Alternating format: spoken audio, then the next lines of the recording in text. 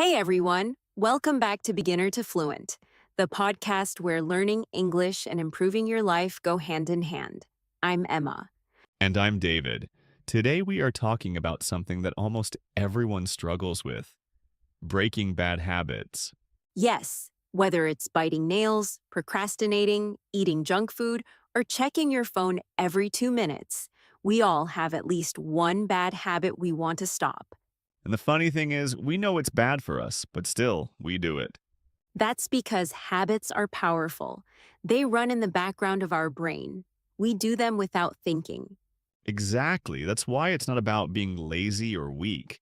It's about understanding how habits work and then making small changes.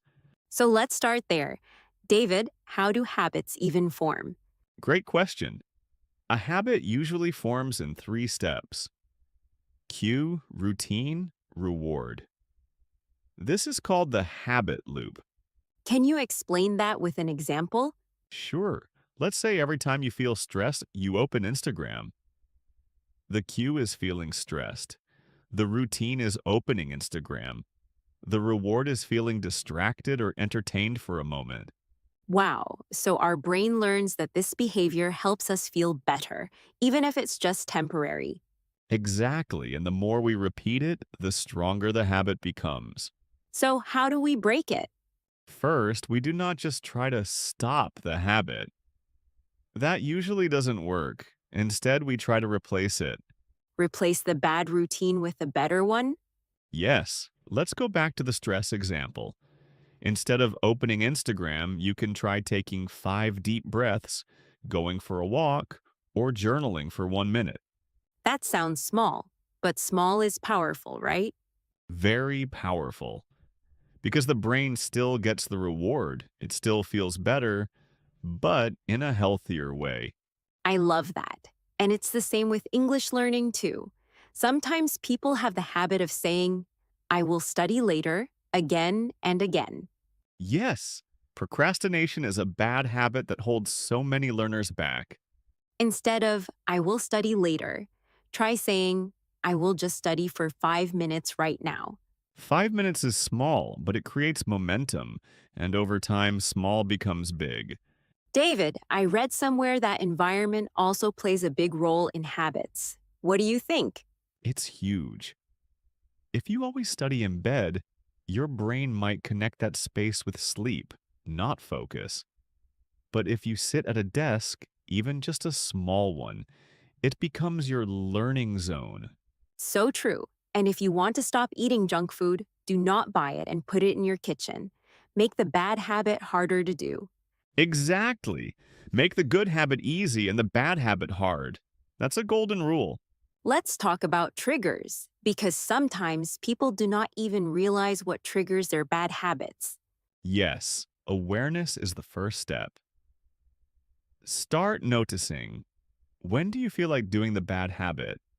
What time? What emotion? What place? You could even write it down for a week. Yes, that way you learn your own patterns, and once you see the pattern, you can change it. David, what do we say to people who feel guilty? Like they try to break the habit, but they fail and feel bad about themselves? I would say this: failing is part of the process.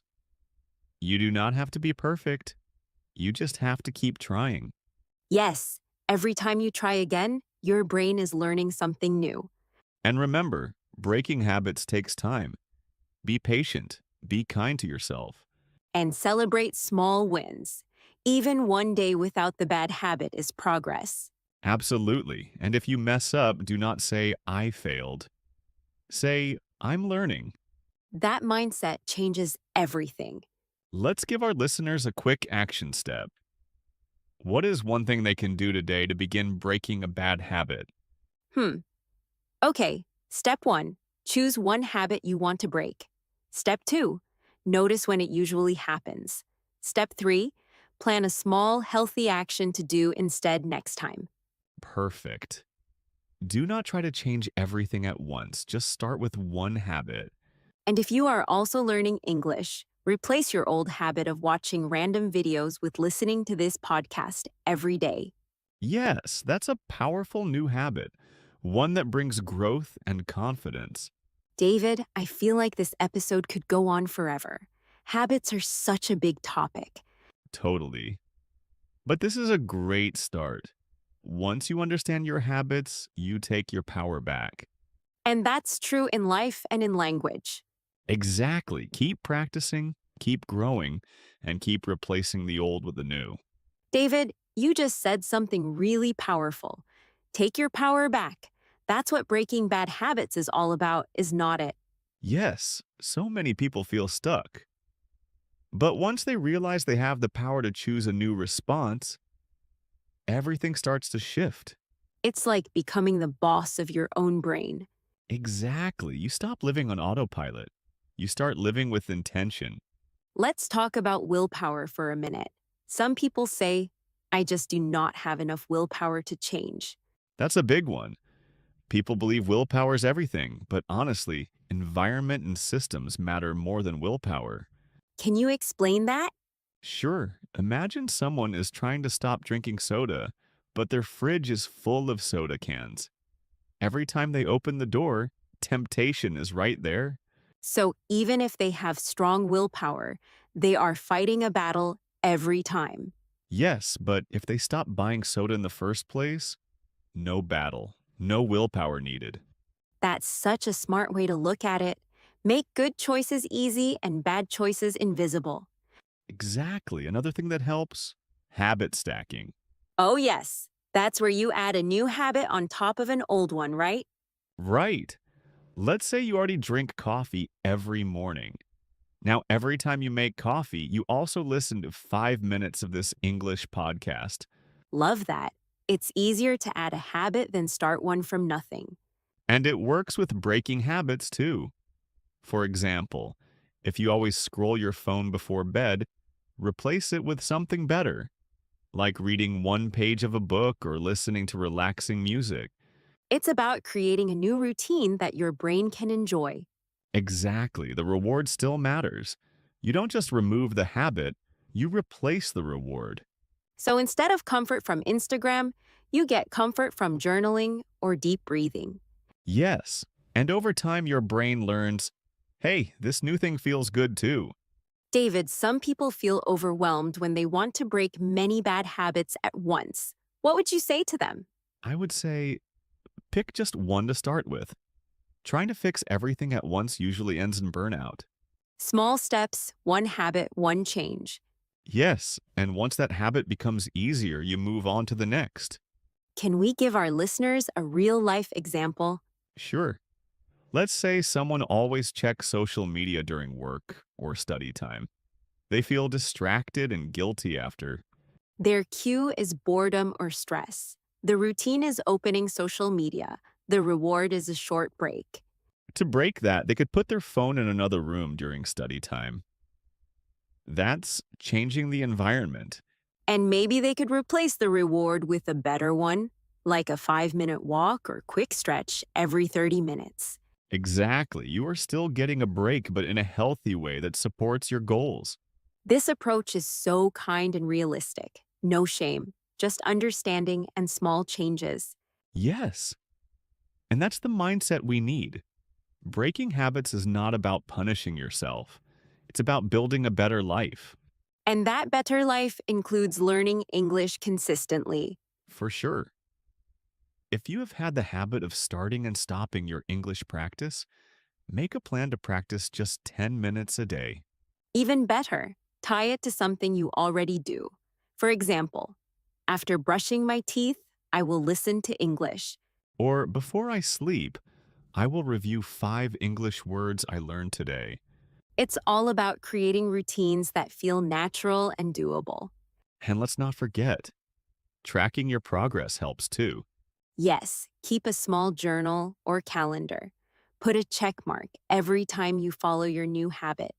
It gives a little sense of achievement, and that keeps you going. David, do you know what I have found helpful? Telling a friend or family member about my goal. Accountability, that's powerful. When someone else knows, you feel more motivated to keep going. Or even better, do it together. Find a habit buddy. That's fun. You both check in and support each other. And if you are learning English, your habit buddy could be someone you practice speaking with each week. Exactly. Consistency is easier when you are not alone. David, what would you say to someone who keeps failing again and again? I would say you are not failing. You are practicing. This is all practice. That gives me chills because it's so true. You do not have to be perfect. You just have to keep going. One day, the new habit becomes normal. The old habit loses its power. And that's when real transformation happens. So if you are listening right now, remember, you can change. Your habits do not define you. Your choices do. Choose again and again until the new habit becomes your new identity. Beautifully said. And while you are changing your habits, do not forget to celebrate yourself. Yes, you are growing, you are learning, you are doing something powerful, even if no one else sees it. And we see you. Every listener who keeps coming back to this podcast, you are building a better future. And you are doing it one small step at a time. So, if you are struggling with a bad habit, remember, it's not about being perfect. It's about being consistent. Start small, stay patient, and believe that you can change. Yes, and every time you choose progress over comfort, you are rewiring your brain for a better life. You are not stuck. You are just getting started. Thanks for being with us today on Beginner to Fluent.